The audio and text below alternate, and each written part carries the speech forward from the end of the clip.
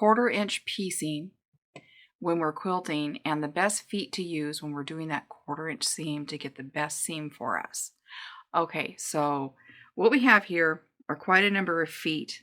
These are my top 3. These are the top 3 that you want to use for piecing. These are the 1/4 inch patchwork piecing feet in clear, metal, and then the one with the guide. Has a little guide on the edge right here.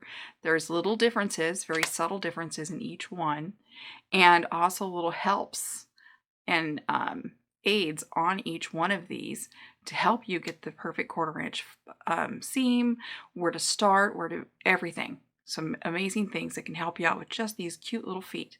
And then there's some that are more for decorative stitching, but in the beginning I actually tried these and we'll go over what those do as well. Okay, so let's start with these 3. The first one would be the metal. Okay, and this is the patchwork foot. It had the 1/4 inch patchwork foot. The 1/4 inch is measured by this little front foot right here in the front of the foot. You want to line up your fabric right there. Not right here, not out here, not in here. You want to line it up right there. And that's going to give you the perfect 1/4 inch seam. Your needle will drop down center position in the center of that hole. You want to keep your needle center position in order to access that hole. The reason why it's so small like that is it does prevent your fabric from puckering as you're sewing over it. Okay, so some of these more open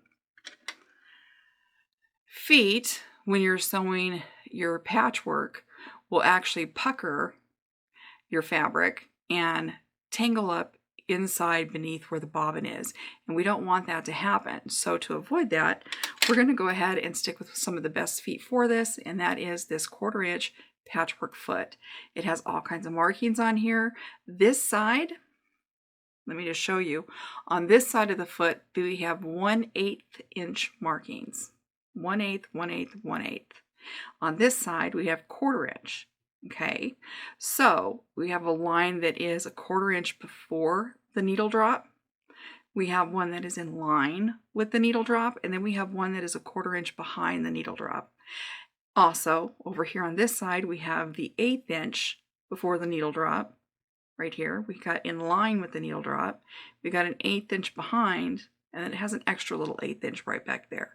So that should help you out too when you're piecing, in case you're doing a quarter or 1/8, okay, to help line that fabric up.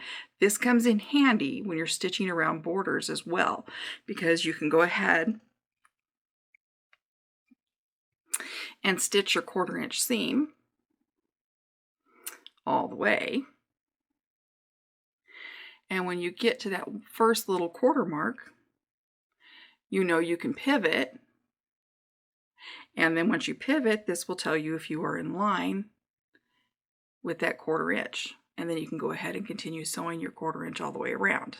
Okay, so that's very helpful. This one has all the same markings. It's the exact same foot, except for this area right here. This little bar right here is skinnier than this bar right here. This one will be a little bit skinnier. This one is a little bit wider there on that side. The reason why is because this one has the outside guide, that little training wheel on there for you to help you. So with this one, you don't line up your fabric with the bar. You line it with the training wheel bar. Okay, just like a stitch in the ditch foot, but for your 1/4 inch seams. And again, it has all the same little markings. Well, it doesn't on this side, you can't see them, but it does have them on this side. Okay, your 1/4 inch is on this side.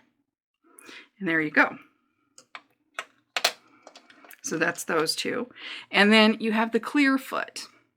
Okay, exactly the same thing as what we just talked about as far as the markings, except this does add 2 horizontal lines to help you see where you're at as far as your 1/4 inch seam, your 1/8 inch seam, wherever you want to be.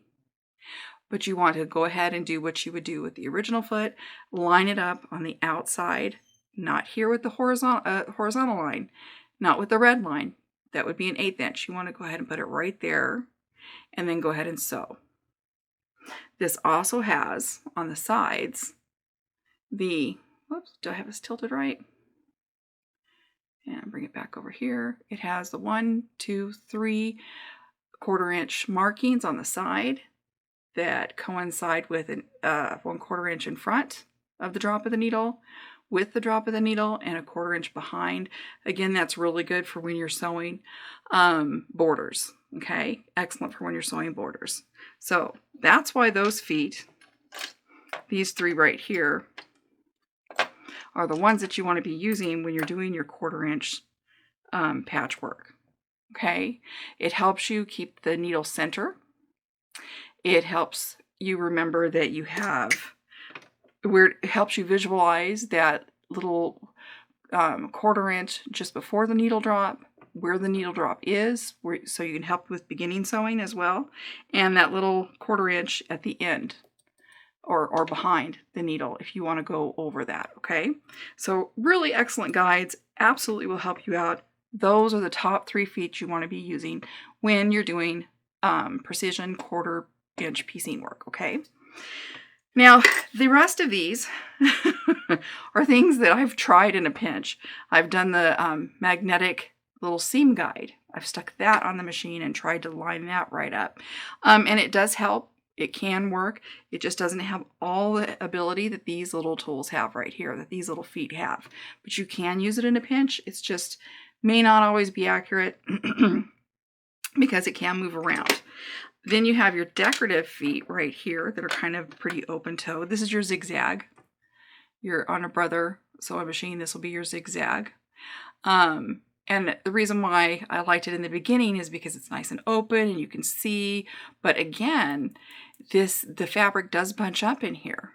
It doesn't have that little small opening to help protect the fabric when the needle is poking down, and it will bunch up in there. So that's out. Don't be using that if you can help it. Then you've got your decorative foot.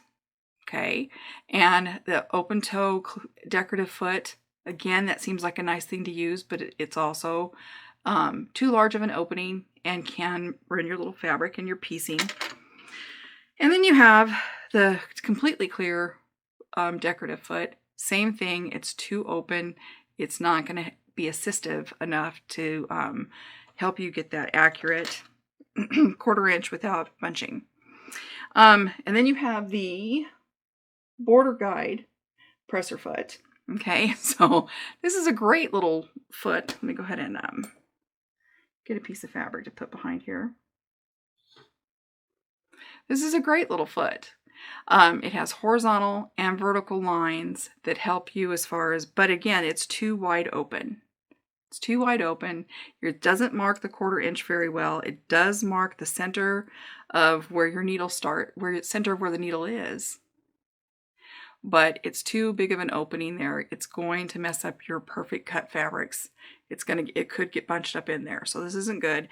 This is more for like when you're actually top stitching or doing your decoratives on top, and you need to make those complete lines that, or whatever, and you need to measure it to get accuracy. That's what that's for your top stitching. Okay, so that foot is out. All of these, no go. You don't want to use these. Here's your top 3.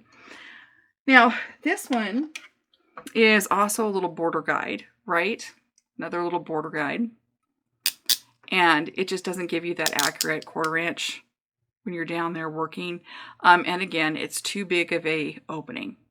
Okay, so all of those feet, too big of an opening. You want to go with that small opening and use these 1/4 inch presser feet for those reasons.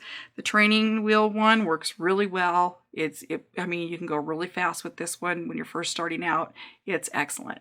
My favorite needle size to use when I'm doing patchwork piecing is the 7511 universal needle. I find that this needle works the best for the variety of fabrics that we use when we're piecing them.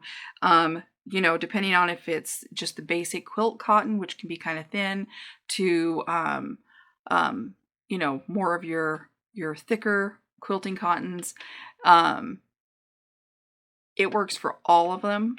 So I would stick with the 7511 or whatever your machine recommends or whatever you're comfortable with. But this is a really good size to go with.